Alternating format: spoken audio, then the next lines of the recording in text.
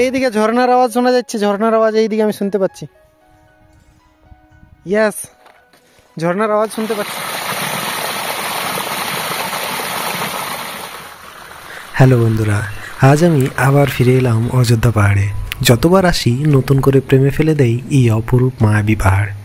এবার আমার সঙ্গ দিয়েছে দিদি, জামাইবাবু, আর যার কথা না বললেই নয়, সুরজিৎ ভাই। ওর দেখানো পথ ধরেই আমরা এই অসম্ভব নির্জন সুন্দর ঝর্ণার কোলে রান্নাবান্না করে খেলাম।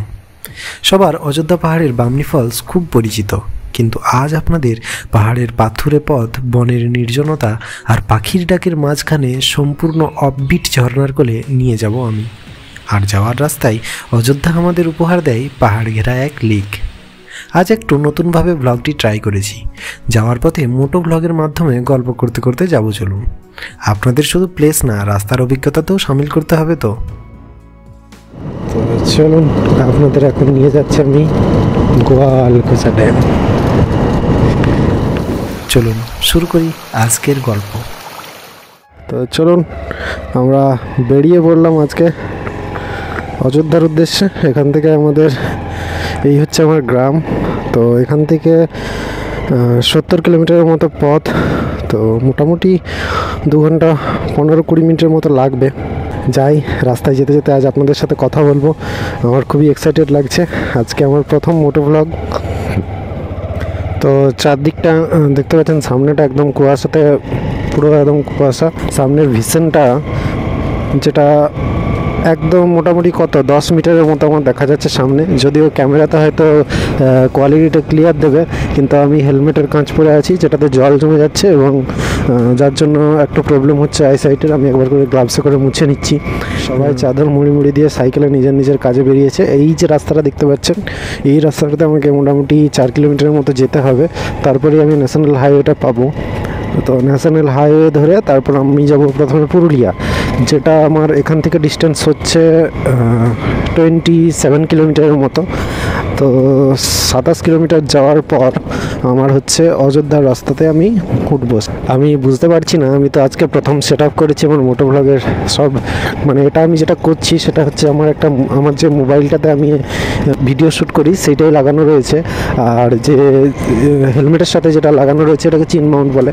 তো সেটা আমি ফ্লিপকার্টে কিনেছিলাম।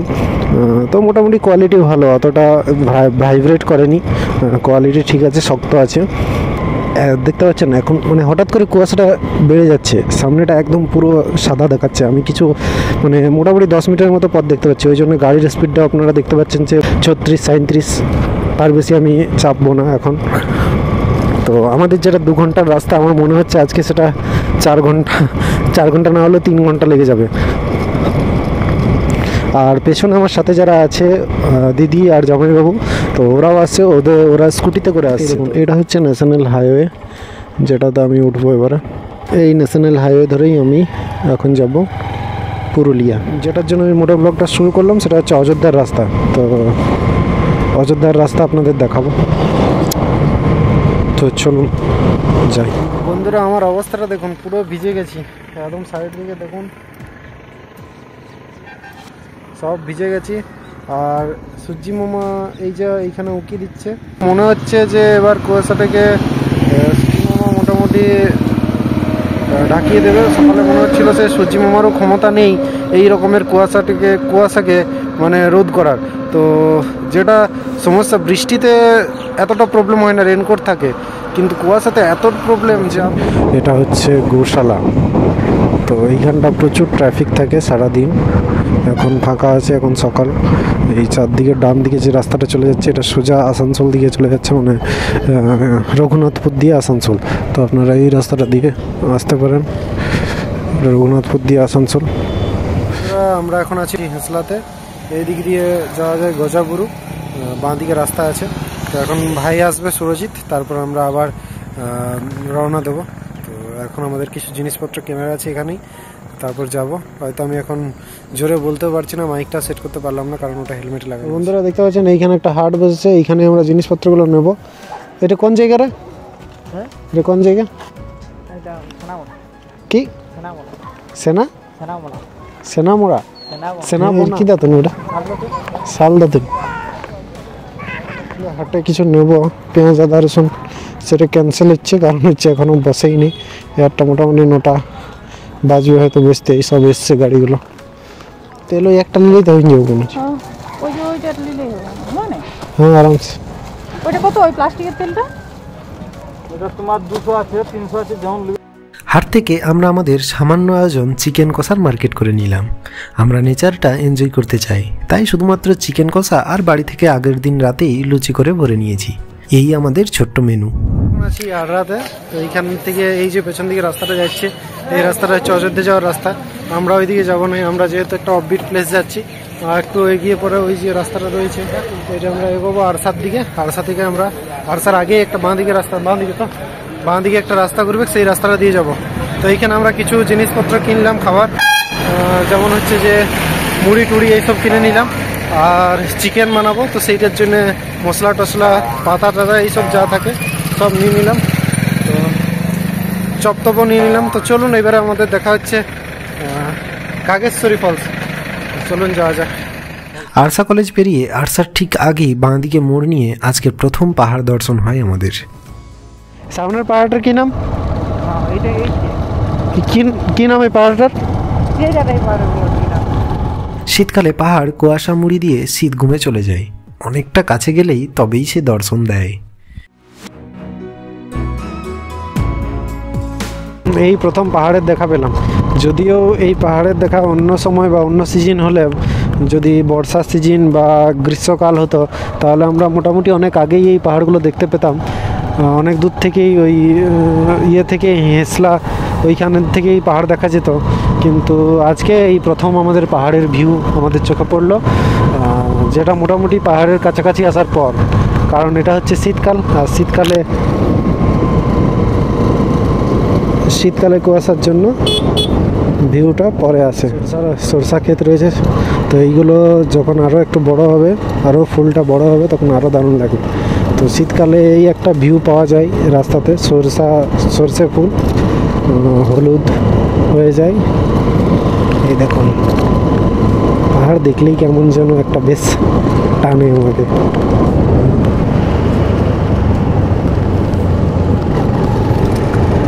গোয়ালকোচা ড্যাম যাওয়ার রাস্তা নাই, ওই তো পার। তো এই হচ্ছে গোয়ালকোচা ড্যামের পাড়ে আমরা উঠছি। একটা মাঠ আছে, এই পাড়টা পেরিয়ে, এই ড্যামটা পেরিয়ে আমাদের যে ডেস্টিনেশন সেটা পড়ছে।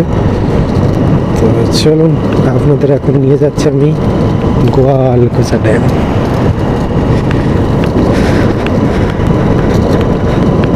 অযোধ্যা যেন এক্সপ্লোর করতে এলে যেদিকেই যাওয়া যায় সেই দিকেই একটা করে ভিউ, একটা করে বেশ সুন্দর সুন্দর ভিউ পাওয়া যায়। এই যে ধরুন এখানে একটা আমরা যাচ্ছি একটা ফলস দেখতে, মাঝে একটা ড্যাম পেয়ে গেলাম। কি সুন্দর ভিউটা দেখুন।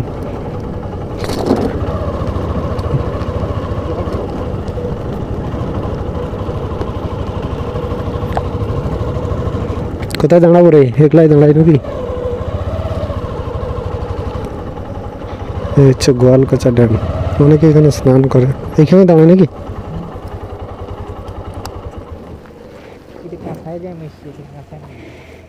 এটা কাঁসাই নদী? ও,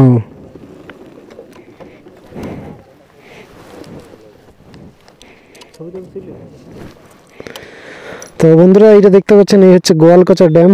এই দিকটা দেখুন পুরো পাহাড়, চারিদিকে পাহাড় রয়েছে, পাহাড়ে ঘেরা, মাঝে ড্যাম। তো এখানে ভিউটা দারুণ লাগছে, কুয়াশাচ্ছন্ন একটা ওয়েদার। আমরা এখানে এসে একটু দাঁড়ালাম, চারিদিকে পাহাড় আর সরষা ক্ষেত রয়েছে, সবাই অনেকে স্নান করছে এখানে। তো চলুন দেখতে থাকি ভিউ, তারপর আমরা ওই দিকটাতে যাব যেদিকে আমাদের ওয়াটারফলসটা পড়ছে। তো এই হচ্ছে গোয়ালকোচা ড্যাম।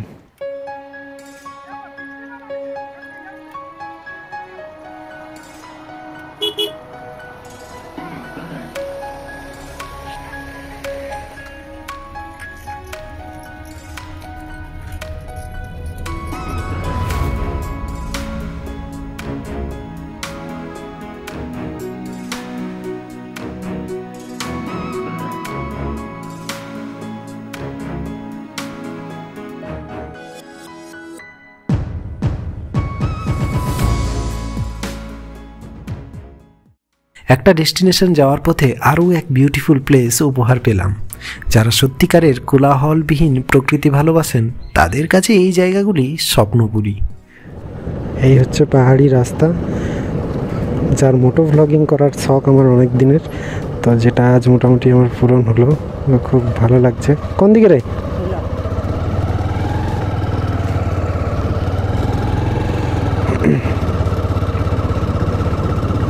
ছোট ছোট পাখি একবার করে এদিক ওদিক থেকে উড়ে যাচ্ছে। আর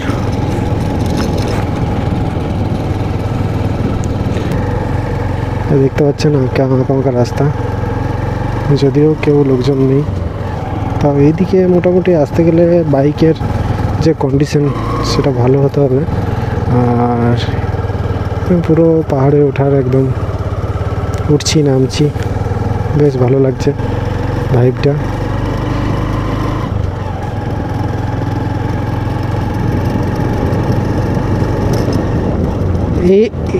এইটাই কি ঝর্ণার জল আসছে? পাহাড়েরই জল আসছে, ওইটা না হতে পারে যে ওই দিক থেকে এসছে। ছোটখাটো ঝর্ণা এদিক সেদিক আছে।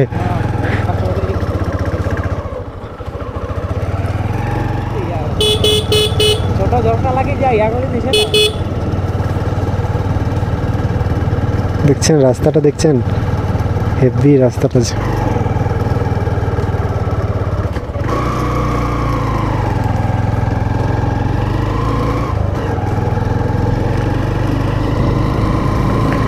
2 নম্বরে বা 1 নম্বর ছাড়া বড় বড় আপগুলো উঠছে না। 3 নম্বর বন্ধ হয়ে যাবে করছে গাড়ির গিয়ার।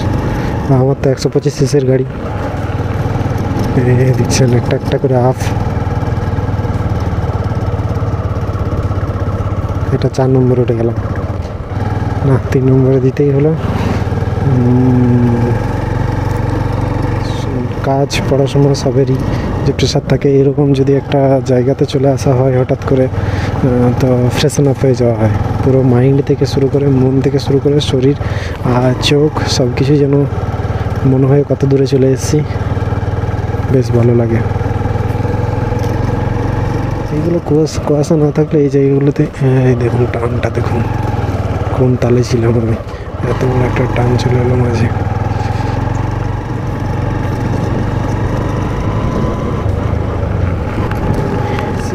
দেখতে পাচ্ছেন ঘরটা, দেখুন ঘর, সাঁওতাল ঘর মনে হয়। সবগুলো এরকম লাল মাটি দেওয়া আছে, বর্ডার করা আছে একটা।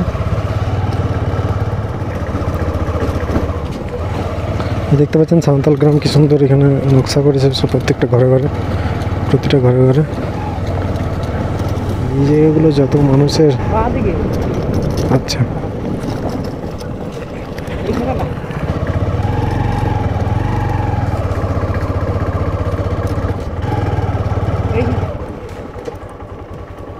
এই আমার ঝর্ণার দিকে যাবো অবশেষে।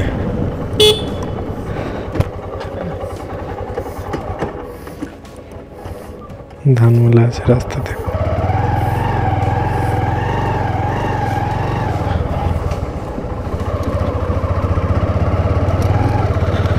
পুরো রাস্তা ধান মেলে রেখে দিয়েছে, কারণ এই দিকগুলোতে কেউ আসে না, ওরাও জানে। কিন্তু রাস্তা করা আছে, দেখুন ঢালাই রাস্তা করা আছে।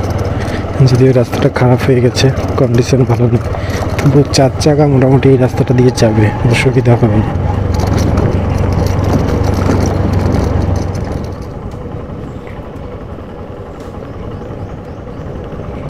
জঙ্গলের ভেতরে ভেতরে এবারে কাঁচা রাস্তা শুরু। কোথায় আছি?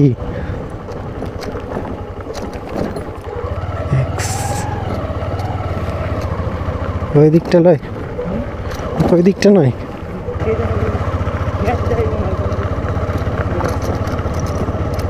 এই দেখুন ওইখানে আপনাদের 4 চাকায় এলে ওখানে রাখতে হবে 4 চাকা। এদিকটা আসাটা একটু রিস্কের 4 চাকা নিয়ে। এই কেমন রাস্তা, পয়েন্টটা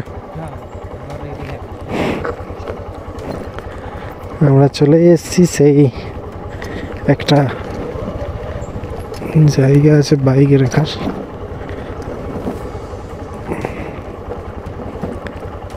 তাও এই রাস্তাটা করা আছে বলে বাইকে আসা যাচ্ছে না, তো এটা হাঁটতে হতো। হ্যাঁ স্কুটি আসি যাবে, আসি যাবে। এই তো এই দেখুন জঙ্গলের মাঝে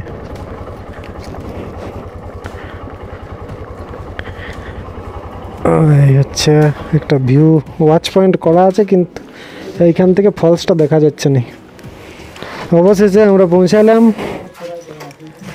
ঘাগেশ্বরী জলপ্রপাতের সামনে। এই নিচটা দিয়ে রাস্তা আছে নাকি? এই দিক দিয়ে, এদিক দিয়ে আছে। ও এই দিক দিয়ে, এদিক দিয়ে রাস্তা আছে। এইখানেই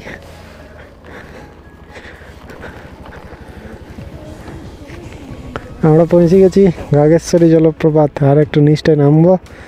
ওয়াও ওয়াও,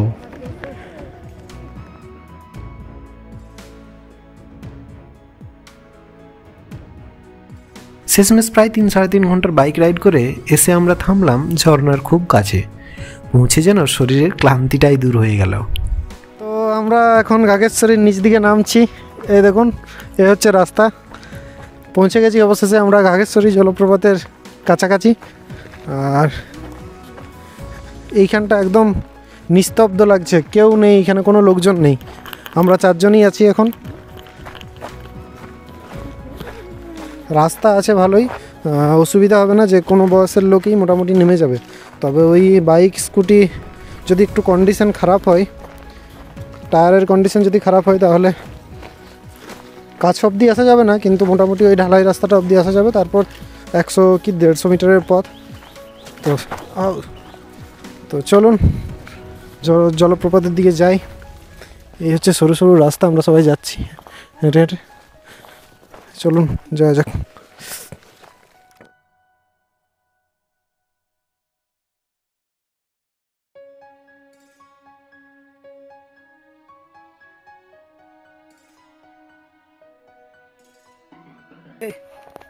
এইদিকে ঝর্ণার আওয়াজ শোনা যাচ্ছে, ঝর্ণার আওয়াজ এইদিকে আমি শুনতে পাচ্ছি। ইয়েস, ঝর্ণার আওয়াজ শুনতে পাচ্ছি। নিকলে গিয়ে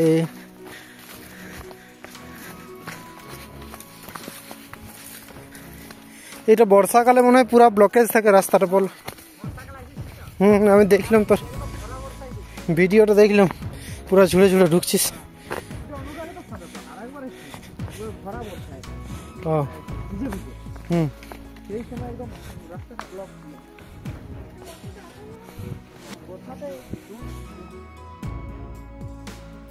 আপনারাও এখানে আসুন। যারা আসতে সত্যিকারের ইচ্ছুক কমেন্ট বক্সে জানান, আপনাদের পার্সোনালি সমস্ত লোকেশন জানিয়ে হেল্প করব। সত্যিকারের প্রকৃতিপ্রেমীদের কাছে এ হতে চলেছে এক অসামান্য সুন্দর নির্জন অফবিট ঝর্ণা। যারা বাড়িতে বসে দেখতে চান, পরের ভিডিওতে আপনাদের দেখাবো সেই ঝর্ণা। যারা চাক্ষুষ দেখতে চান, তাদের জন্য না হয় নতুনই থাক কটা দিন এই এক্সপ্লোরেশন।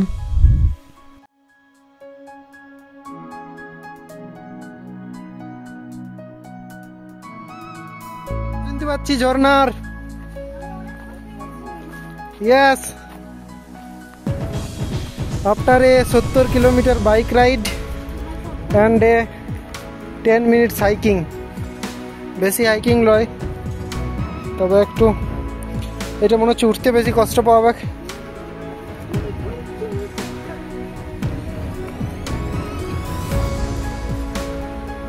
পুরো আওয়াজ আপনারাও এইবারে হয়তো শুনতে পাবেন। হ্যাঁ, এই গাছটা ম্যাপে দেখা যায়, ম্যাপে ছবি আছে এই গাছটার। এই গাছটা